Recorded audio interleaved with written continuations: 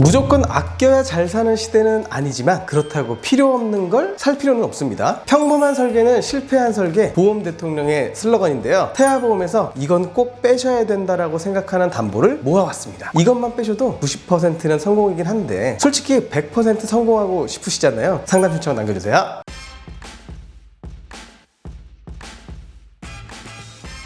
설명은 보장 내용, 보장 범위, 관련 보장 담보 순으로 정리해드리겠습니다. 첫 번째, 상해 후유장애 관련 특약입니다. 보장 내용입니다. 상해를 원인으로 후유장애 발생 시 퍼센티지에 따라 보장받을 수 있는 담보인데요. 기본 계약과 관련된 만큼 가장 우선적으로 체크가 필요합니다. 기본 계약은 상해 후유장애 3% 이상부터 보장하니까 보장 확률이 높겠죠. 보장 범위 및 제외 사유입니다. 기본 계약에 교통상해, 자전거 탑승 중 상해 후유장애 50%, 80% 모두 포함됩니다. 굳이 중복으로 구성해서 불필요한 보험료를 지출할 필요는 없겠죠. 관련 보장 담보는 보장 범위가 가장 넓은 기본 계약 상해 후유장입니다. 두 번째는 상해 입원 일당 1에서 180일 이외의 기타 상해 입원 일당 살펴볼게요. 보장 내용입니다. 말 그대로 상해의 직접적인 치료 목적으로 입원 시 보장받는 담보인데요. 마찬가지로 상해 관련 입원 일당 종류가 많아도 너무 많습니다. 보장 범위 및 제외 사유입니다. 상해 입원 일당 1에서 180일 담보가 해당 담보를 모두 보장합니다. 다 필요할까요? 답은 여러분과 보험 대통령의 경험에 있는데요. 엄마 아빠가 살아오면서 입원을 했던 경험 중 상해로 인한 입원 또는 질병으로 인한 입원 어떤 경험이 더 많으신가요? 또는 어떤 걸로 입원했다는 얘기를 더 들어보셨을까요? 저희에게 들어오는 보험금 접수도 질병이 더 많습니다. 관련 보장 담보입니다. 상해 입원 일당은 딱 기본만 상해 입원 일당 1에서 180일 5만원 구성하시는 걸 권장드립니다. 수술 후 입원을 해야만 또는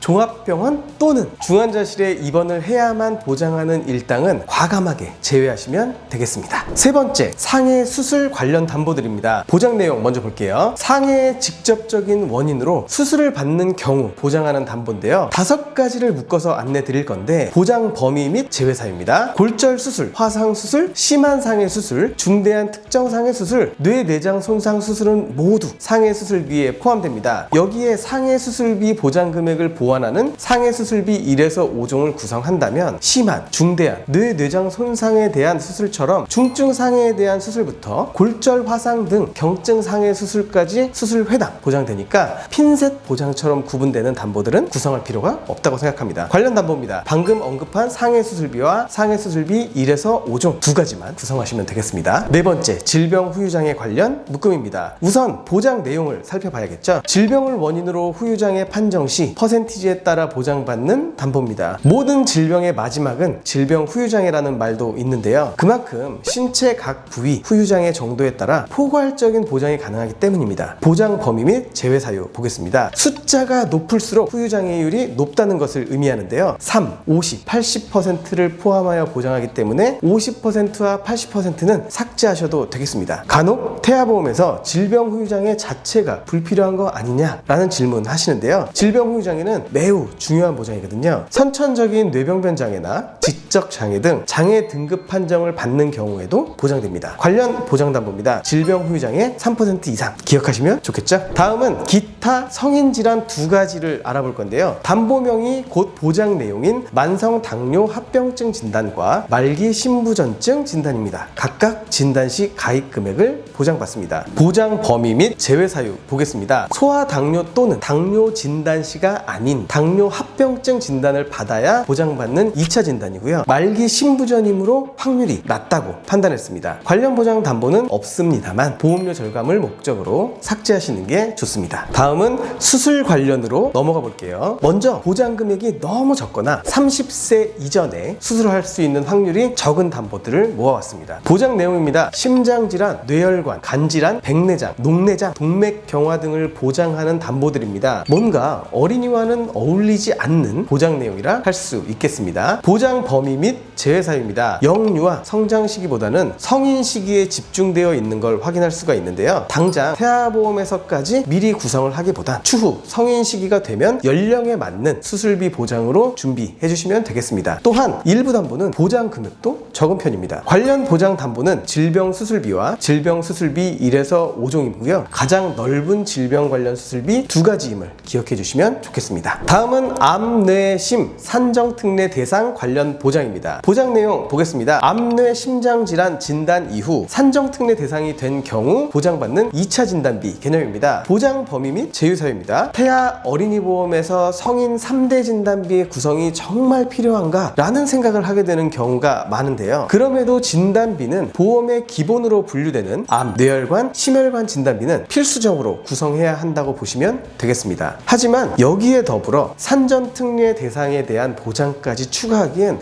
다소 좀 과한 설정이라고 판단되고 제외로 분류했습니다. 관련 보장 담보는 암 진단 담보, 뇌혈관 질환 담보, 심혈관 질환 담보입니다. 다음은 2대 질환 수술과 관련된 특약인데요. 보장 내용입니다. 뇌혈관 질환 수술과 허혈심장 질환 수술인데 허혈심장의 보장 범위에 집중하실 필요가 좀 있습니다. 보장 범위 및 제사유입니다. 관련 담보를 구성하는 방법은 2가지가 있는데요. 뇌혈관 질환 수술과 허혈심장 수술을 각각 구성하는 방법과 심뇌혈관 질환 수술로 통합된 수술 보장 담보 구성하는 방법인데요. 단순히 보험료만 놓고 비교하기엔 심뇌혈관 질환 수술비가 비싸긴 하지만요. 허혈심장보다 심혈관의 범위가 더 넓기 때문에 보장의 공백은 분명 원치 않으실 테니까 저희도 원치 않는 부분이고요. 제외하겠습니다. 관련 보장 담보는 심뇌혈관 질환 수술, 질병 수술비 1에서 5종입니다. 본 광고는 손해보험 광고 심의 기준을 준수하였으며 유효기간은 심의일로부터 1년입니다.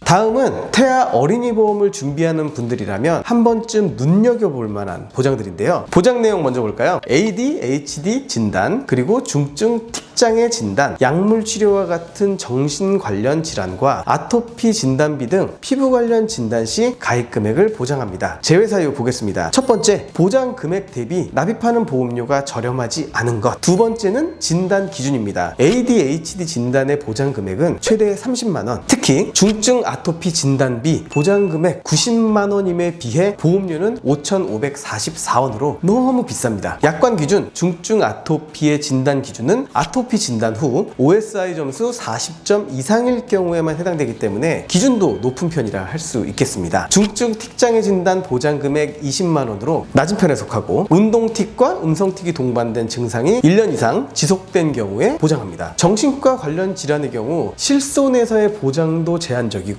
대부분 비급여 치료이긴 하지만 실질적인 치료비에 의미를 두기엔 보장이 적고 제한적이라고 할 수 있겠죠. 다음은 질병 관련 기타 입원 일당입니다. 보장 내용은 해당 질병으로 입원 또는 수술 후 입원 시 보장됩니다. 보장 범위 및 제외 사유 보겠습니다. 이쯤 되면 아실 것 같은데 질병 입원 일당의 구성 목적은 질병으로 인한 직접적인 치료를 목적으로 입원 시 보장받기 위함인데요. 수술해서 입원했을 때만, 식중독으로 입원했을 때만 등 제한적인 핀셋형 입원 치료를 보장하기보다는 포괄적 입원 일당을 탄탄히 구성하는 것이 좋습니다. 관련 보장담보 보겠습니다. 입원하면 첫날부터 보장되는 질병 입원 일당을 최대로 구성하시고 저렴하게 구성할 수 있는 종합병원 1인실 정도는 함께 구성하시면 되겠습니다. 다음은 독감 항바이러스제 치료비입니다. 보장 내용 보겠습니다. 독감으로 진단 후 수액이나 약 처방만 받아도 보장되는 아주 좋은 담보입니다. 근데 제외하는 이유가 있겠죠. 독감은 흔하기 때문에 보장되는 일이 많을 수 있지만 태아 시기 및 출생 후 납입해야 하는 보험료를 확인해 보시고 결정하시는 게 좋습니다. 출생 후 기준 4,602원씩 연간 55,224원 납입하는 건 효율이 살짝 떨어지죠. 그럼에도 넣고 싶으시다면 10살 정도까지만 유지하신 뒤 삭제하시는 것을 추천드리겠습니다. 다음은 범죄 피해와 관련된 보장입니다. 보험료가 저렴해서 구성하는 건 선택적으로 하셔도 되긴 되지만 대부분 보장을 받기 위해 경찰 신고, 조사 등이 필수적이기 때문이기도 하고요. 꼭 구성을 해야 하는 특약은 아니라는 점 체크하시면 되겠습니다. 마지막 태아 특약 중 저체중아 출생과 31주 이내 출생 진단입니다. 보장 내용은 2kg 이하로 출생 시 500만원, 2.5kg 이하로 출생 시 250만원 보장되고요. 31주 이내 출생 시 500만원 보장입니다. 보장 범위 및 제외 사유입니다. 조산의 위험이 너무 높거나 갑작스럽게 30주 60주 내외로 출산하게 되는 경우 보장받기 위해 태아 기간에 두 담보에 지출해야 되는 보험료가 합산 35,000원이 넘습니다. 또한 특정 사고로 제한된 담보는 태아 특약이라 한들 큰 의미가 없어요. 관련 보장 담보입니다. 저체중아나 조산으로 출생 시 신생아 중환자실 입원 치료를 하게 되면 질병 입원 일당, 저체중아 입원 일당, 신생아 질병 입원 일당, 신생아 질병 입원 일당 중환자실 담보에서 보장 가능합니다.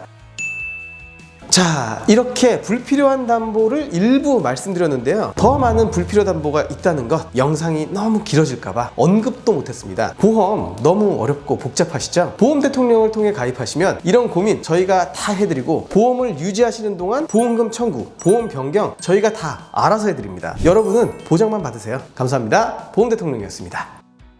본 광고는 손해보험 광고 심의 기준을 준수하였으며 유효기간은 심의일로부터 1년입니다.